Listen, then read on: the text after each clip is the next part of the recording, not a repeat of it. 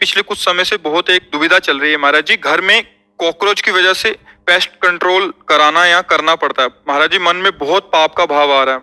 हर जीव को जीने का अधिकार है।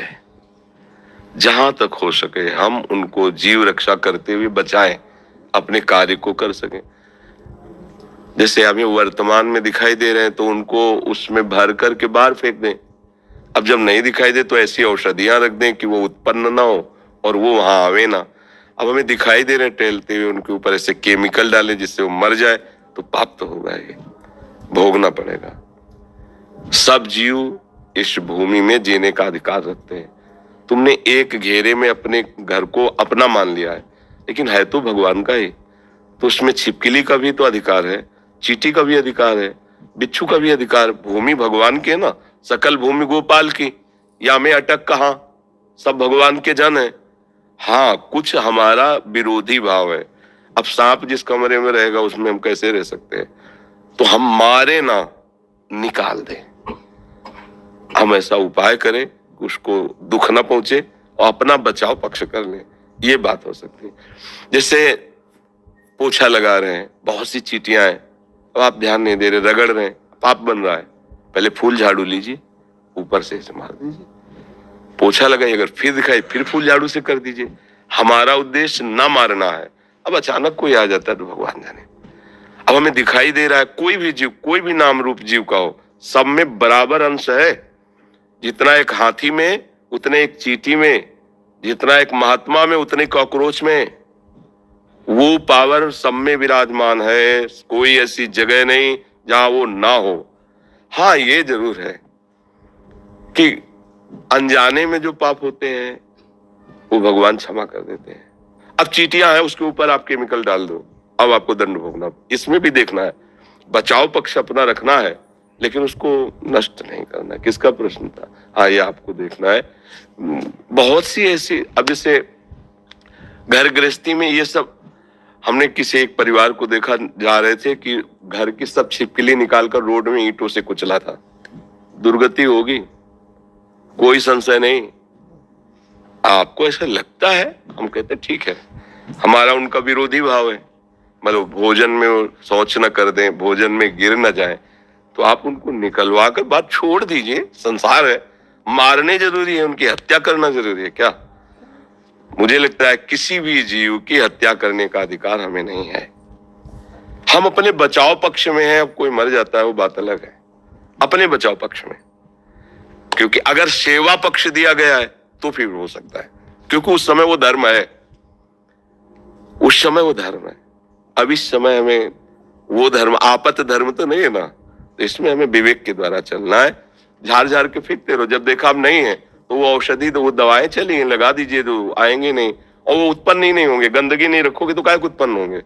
गंदगी रखोगे तो उत्पन्न होंगे। ऐसी वो सब चले हैं कि रख दो तो ये सब कीड़े मकूड़े नहीं होते। पर सब में भगवान है।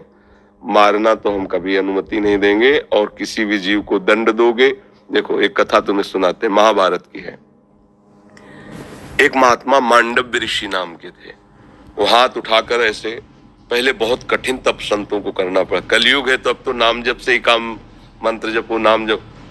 दाहिने पैर के अंगूठे केवल पूरा शरीर का भार रखकर हाथ उठाकर मंत्र जप रहे थे। उसी राज्य में कुछ चोरों ने राजा के यहाँ चोरी की, राज कर्मचारियों ने पीछा किया, उनके आश्रम में गए और आश्रम में छुप गए, इस भाव से कि महात्मा के आश्रम को देखते ही राज कर्मचारी वापस चले जाएंगे कि यहाँ कैसे चोर छुपे हो।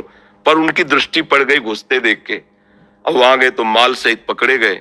तो उन्होंने सोचा कि महात्मा ने ये नाटक कर रहा है, चोर रखता है और चोरी करवाता है। तो उसी अवस्था में मांडव्य ऋषि को भी ले गए और राजा के सामने पेश किया कि समस्त चोरों को पकड़ लाए तो उनका सूली की सजा दे दो। सूली की सजा बड़ी भयानक होती थी। एक भाले जैसे यंत्र में ऊपर से सीढ़ियों से ले जाकर उसे छोड़ा जाता था, गुदा द्वार से वो जितना घुस जाए, भाले जैसा, अब उसी में टंगा है। अब प्राण शक्ति जितनी उसकी हो, जितने मिनट जिए, जितने घंटे जिए, कोई कोई घंटों जी जाता था, रक्तस्राव हो रहा है, तड़प रहा है। अब वो केवल एक सूली ऐसे लंबी ऊपर से छोड़ दिया और गुदा द्वार में जितना घुस गया, यहां तक याद, अब वो तड़प तड़प के बड़ी भयानक मृत्यु होती थी। वो महात्मा को भी ऐसे किया गया। वो तो साधारण जीव थे, सब मर गए। जो इस सूली गई गुदा द्वार से अंदर चेतना जागृत हुई, लगाया पद्मासन, उसी पे बैठ गए सूली पे। अब ये तो योगी थे।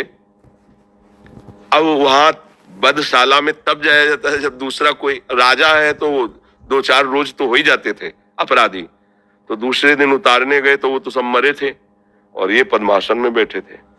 भाग के गए, राजा से बताया। राजा ने कहा ये तो बड़ा अपराध बन गया, कोई ऋषि आ गया, तुमने वे क्यों नहीं बताया ऋषि। अब आगे गौ करके ब्राह्मण करके मर्यादा थी कि गौ ब्राह्मण सामने है तो दया कर देते थे ऋषि जन, फिर साप नहीं देते थे। पहले बड़ा पावर मंत्रों का होता था।